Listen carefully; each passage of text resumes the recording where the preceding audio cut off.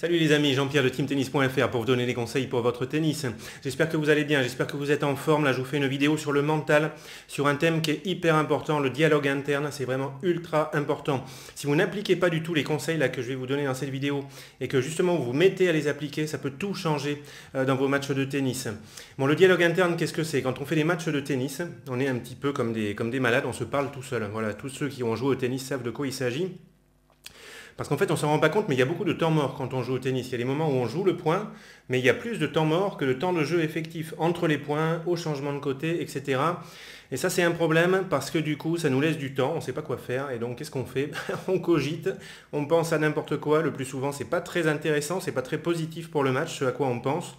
Ça va être des pensées négatives, on peut repenser au point qu'on a perdu, on peut cogiter sur le score, se dire si ça continue comme ça, je vais peut-être perdre, je vais peut-être gagner, je vais peut-être je sais pas quoi.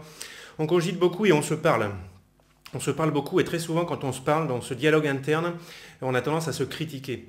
On a tendance, alors là ça peut partir un petit peu dans tous les sens. Ça peut être je suis nul, je suis nul, je suis nul. Ok, mais comment je fais pour être aussi nul? Ce sport commence à m'énerver. Ok, ça me gonfle là le tennis.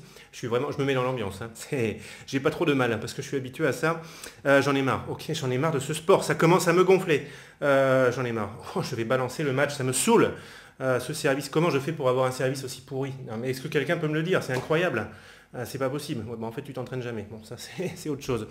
J'en ai marre de ce revers. C'est pas possible de jouer aussi mal. J'en ai marre. Je suis nul, je suis nul, je suis nul.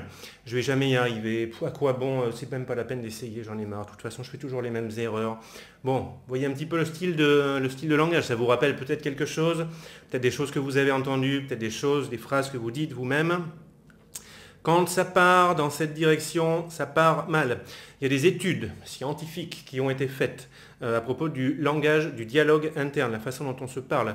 Si vous vous parlez de façon positive, ça va améliorer vos performances. Si vous parlez de façon négative, ça va faire baisser vos performances. Déjà, c'est une info importante, il faut le savoir. Donc là, je vais vous donner des conseils pour mettre en place un dialogue interne positif dans vos matchs de tennis. Ce qu'il faut comprendre, c'est que travailler là-dessus, ça demande de l'entraînement. Ok, c'est pas juste en regardant la vidéo, vous allez pouvoir d'un seul coup faire quelque chose qui va fonctionner. Il faut considérer cet entraînement un petit peu mental comme un entraînement physique, comme un entraînement technique. Il vous faudrait du temps pour progresser. Là, c'est pareil, il va falloir répéter, il va falloir être motivé, il va falloir insister. Et il va falloir donc s'entraîner pour changer les habitudes que vous avez actuellement et pour justement changer, pour essayer de prendre de bonnes habitudes pour votre dialogue interne. Alors, premier conseil que je vais vous donner, qui est vraiment hyper important, il faut vraiment bannir toute critique quand vous vous parlez. C'est interdit de se critiquer, interdit de se juger de façon négative. Si vous vous critiquez pendant un match, ou même à l'entraînement, mais pendant un match, c'est comme si vous jouiez contre deux adversaires. Vous jouez déjà contre un adversaire réel et en plus vous jouez contre un deuxième adversaire, c'est vous-même parce que vous n'arrêtez pas de vous critiquer et de vous flinguer le moral, de faire baisser l'estime de soi, de faire baisser l'énergie, etc. Donc c'est vraiment, il faut stopper ça. À chaque fois que vous allez prendre conscience que vous êtes en train de vous critiquer, il va falloir remplacer ces pensées et ces phrases éventuellement que vous dites carrément par des pensées ou des phrases positives. Ça va être ça le travail à faire. Donc c'est fini de se critiquer. C'est quelque chose qu'il faut faire dès l'entraînement. Il ne faut pas attendre d'être en match pour essayer de faire ça. À l'entraînement, on râle souvent. Donc déjà, ça, il faut le mettre en place à l'entraînement. En fait, il faut le mettre en place tout le temps. Dès que vous jouez, il va falloir mettre en place un dialogue interne positif. Donc là, je vais vous donner quelques exemples concrets de situations comme ça, bien précises pendant les matchs, où il faut essayer d'avoir un dialogue interne positif. Très souvent, quand on réagit, c'est après un point. On a gagné le point, ça va à peu près. Si c'est vraiment bien, on s'encourage, ça ce serait pas mal. Et puis souvent, ce qui se passe, c'est qu'on a perdu un point, et là, on réagit de façon négative, pour schématiser. Donc après le point, souvent, c'est là qu'il se passe quelque chose dans la tête, et qu'il faut justement avoir des habitudes comme ça, pour ne pas faire n'importe quoi, on va dire, au niveau de ses réactions. Donc il va y avoir 4 situations possibles. Première situation, vous venez de gagner un point, et vous avez bien joué. Donc, qu'est-ce qu'il faut faire dans cette situation? Il faut que ça devienne une habitude. Il faut que vous ayez des phrases type bam qui sortent tout de suite. Comme ça, elles prennent la place de pensées complètement délirantes qui pourraient arriver et vous décourager. Donc, vous venez de gagner un point en jouant bien. Automatiquement, vous vous dites allez, c'est bien, continue comme ça. Il faut trouver vos phrases à vous. Des phrases. Le but, c'est pas juste de dire des phrases comme ça. Il faut dire des phrases qui ont du sens pour vous. Il faut vraiment y croire pour que ça ait un impact sur votre mental et que ça fasse du bien. Donc, trouvez-vous vos propres phrases. Moi, je vous donne des exemples comme ça. Donc, première situation, la meilleure, on vient de gagner un point en jouant bien, on se dit allez, c'est bon, on continue comme ça, un truc dans le genre. Après, deuxième situation, vous venez de gagner un point, mais en jouant mal. C'est l'adversaire qui a fait une faute, ou vous avez de la chance, ou un truc comme ça. Donc, pas la peine de se critiquer, de dire je sais pas quoi, il faut rester positif sur ce genre de point. Il faut se dire, ok, bon, j'étais un petit peu moyen, j'ai peut-être eu de la chance sur ce point, c'est lui qui me donne le point, peu importe, le point je l'ai gagné, je le prends, ça c'est positif. Et le point suivant, j'essaierai de faire mieux. C'est ça qu'il faut se dire, toujours rester positif. Ensuite, on bascule un petit peu dans des situations déjà un peu plus difficiles. On a perdu le point. On a perdu le point, mais en jouant bien. C'est bien. C'est bien, mais il faut le voir. Parce que c'est important. C'est important. C'est pas très grave d'avoir perdu le point si vous avez bien joué. Mais justement, c'est exactement ça qu'il faut se dire. Ok, j'ai perdu le point, c'est pas grave. Si je continue comme ça, c'est bien. J'ai bien joué le coup, ça va finir par payer. C'est exactement ça qu'il faut se dire, ou un truc dans le genre. Donc ensuite, il y a la situation qui est peut-être la plus difficile à gérer, c'est quand on a perdu un point en jouant mal. On estime qu'on a mal joué le point, on a fait une faute sur une balle facile, ou on trouve qu'on a fait une faute bête. C'est là qu'il y a risque de s'énerver, de péter les plombs, jeter la raquette, balancer le match, etc. Pleurer, se rouler sur le terrain, par terre, bref, se donner en spectacle. Donc là, c'est là qu'il faut faire attention. Il faut vous trouver vraiment des réactions type automatique quand vous faites des fautes que vous estimez sur des balles faciles, des fautes que vous ne devriez pas faire. Première chose, il faut bien comprendre que si vous vous énervez sur ce style de balle, vous avez toutes les chances de louper le match. Quand on est convaincu de ça, déjà, on a plus de chances de ne pas le faire en match. Donc, faute sur balle facile, faute bête, ok, je ne m'énerve pas, parce que si je m'énerve là-dessus, le match, ça va partir en vrille. Donc, je reste concentré. Tout le monde fait des fautes bêtes. Djokovic, tous les plus grands, ils peuvent rater des balles faciles. Djokovic, des fois, on le voit sourire. J'ai vu ça après des fautes sur des balles faciles. C'est un conseil que je vous donne. Vous pouvez sourire de vos fautes. C'est une bonne réaction. On se détend automatiquement. On prend du recul. C'est un bon système de sourire aussi.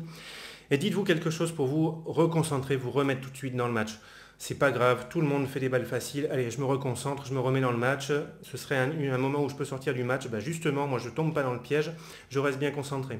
Donc, vous voyez le système. Je vous ai donné vraiment des exemples, des choses qu'il faut faire, des phrases qu'il faut trouver pour ces 4 situations très importantes comme ça en match. Il faut que vous mettiez en place des réactions, des pensées, des phrases automatiques pour ces 4 situations. Parce que si vous n'avez pas pensé à ça, si vous ne l'avez pas préparé, en match, ça va dépendre. Ça va dépendre de votre humeur, ça va dépendre de je ne sais pas quoi. Et vos pensées, elles vont partir dans tous les sens. Alors que si vous avez prévu à l'avance et que vous avez un petit peu tout le temps le même genre de pensée, c'est automatique, un petit peu comme un robot, et ça va couper court comme ça à des pensées qui peuvent partir dans tous les sens. Vous avez vos réactions automatiques, bam, en fonction de chaque situation. Et ça va vraiment vous aider à mieux gérer vos émotions et à ne pas sortir du match. Donc après, avoir un dialogue interne positif après les points, vraiment c'est important, parce que ça c'est des moments importants. Mais il y a aussi un dialogue interne qu'on peut avoir avant les points, ou tout simplement entre les points, parce qu'on a quand même pas mal de temps. Et là, on peut avoir un dialogue interne simplement pour se remotiver, pour bien rester dans le match dynamique et bien engagé, comme ça dans le point suivant. Il faut utiliser des petites phrases très courtes comme ça, on ne va pas commencer à faire un roman en 3 paragraphes comme ça, donc il faut vraiment aller droit à l'essentiel pour bien se donner de l'énergie. Donc ça peut être tout simplement aller, ou alors bouge les jambes, aller dynamique, comme ça. Donc ça c'est dans le but de rester bien actif, de ne pas s'endormir dans le match. Si on est un peu tendu, on sent qu'on est à un moment un petit peu tendu, on peut se dire bon, calme, ok, on se calme là, et on enchaîne ça avec quelques grandes respirations pour réussir à vraiment se calmer. Ça peut être ça, si on sent qu'on est un petit peu tendu, on peut se dire bon allez, relâchez, je me relâche, on se détend, ça permet de prendre un petit peu de recul comme ça par rapport au match. Donc ça dépend dans quelle situation vous êtes dans le match. Et ensuite, on peut utiliser comme ça ces petites phrases rapides comme ça pour se refocaliser sur une tactique.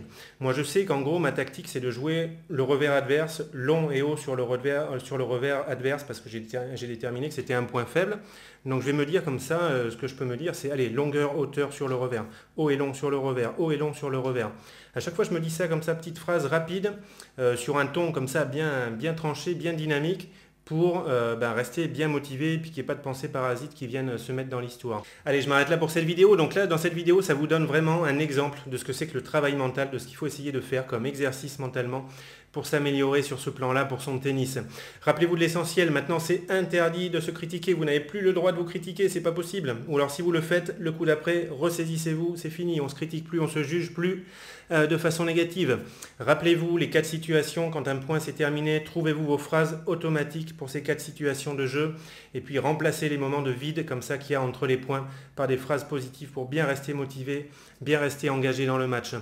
Vraiment, si vous n'avez pas l'habitude de faire ça et que vous vous mettez à le faire, si vous tenez bon là-dessus, c'est garanti, vous allez vous améliorer dans vos matchs.